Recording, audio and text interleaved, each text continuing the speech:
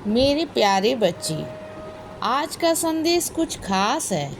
इसे ध्यान से सुनना मेरे बच्चे। एक शब्द आता है लकीर का फकीर। एक बात याद रखना कि तुम कभी भी लकीर के फकीर मत बनना। और तुम पूछोगे कि बाबा यह शब्द क्या है और इसका मतलब क्या है, तो मैं तुमसे एक बात कहता हूँ, लकीर का फकीर वह मतलब बनता है जैसे जब किसी ने तुमसे कोई बात कह दी या तुमने किसी से कोई बात सुन ली कि अरे वह लोग तो ऐसा करते हैं और तुम भी उसी बात को करने बैठ जाओ, वो होता है लकीर का फकीर। लेकिन मैं तुमसे एक बात कहता हूँ कि जब भी तुम कभी कुछ सुनो, जब भी तुम्हें कुछ पता चले, उसके बाद तुम अपने दिमाग में उसका मंथन करो बच्चे।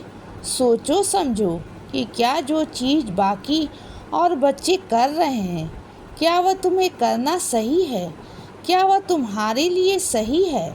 और उसके बाद तुम मंथन करने के बाद फिर वह चीज़ सोचो कि क्या तुम्हें वह करना चाहिए। अगर उसके बाद भी तुम्हारा मन कहता है कि हाँ तुम्हें वो काम करना चाहिए, तो उसके बाद उस काम को करो, उसके बाद उस काम में लगो। लेकिन उससे पहले बहुत बात सोचो। हमेशा यह नहीं कि किसी ने कहा और तुम चल पड़े। नहीं, तुम्हारे अपने रास्ते होने चाहिए, तुम्हारी अपनी सोच और समझ होनी चाहिए। वह किसी भी चीज़ को लेकर हो सकती है, वह तुम्हारी दिनचर्या को लेकर हो सकती है बच्चे, वह तुम्हारे स्वभाव को लेकर हो सकती है, वह तुम्हारे पूजा पाठ को लेकर हो सकती है, और वह तुम्हारे घर परिवार के लिए भी हो सकती है। वह किसी भी चीज़ के लिए हो सकती है, वह मेरी पूजा आराधना के लिए भी हो सकती है बच्चे। इसीलिए जो तुम्हारा दिल करे, तुम अपनी जो लाइन है वह खुद बनाओ। किसी की लाइन पर मत चलो, किसी की लकीर पर मत चलो। अपनी लकीर खुद खींचो और खुद अपना दृढ़ संकल्प लो। खुद के कुछ उदाहरण पेश करो, खुद के लिए कुछ करो बच्चे, और खुद कुछ ऐसा बनो कि लोग तुम पर गर्व करें। एक बात याद रखना, मैंने तुमसे पहले भी कहा है, लकीर पर खड़े होने वाले मतलब पंक्ति पर खड़े होने वाले हैं और अपनी पंक्ति खुद बनाने वाले, दोनों में बहुत फर्क होता है। और इन दोनों में उतना ही फर्क होता है जितना कि ज़मीन आसमान में होता है।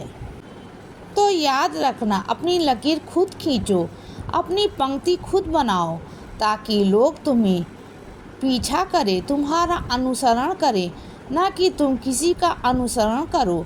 किसी के बारे में सुनना समझना, महापुरुषों की बातें सुनना, उनकी जीवनी सुनना और उनके जैसा बनना, वो अलग बात है। बनो, लेकिन अपनी अलग पहचान के साथ।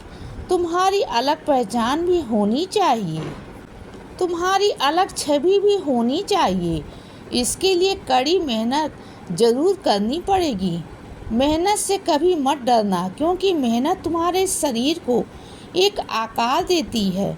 मेहनत तुम्हारे शरीर को अपनी एक मजबूती देती है।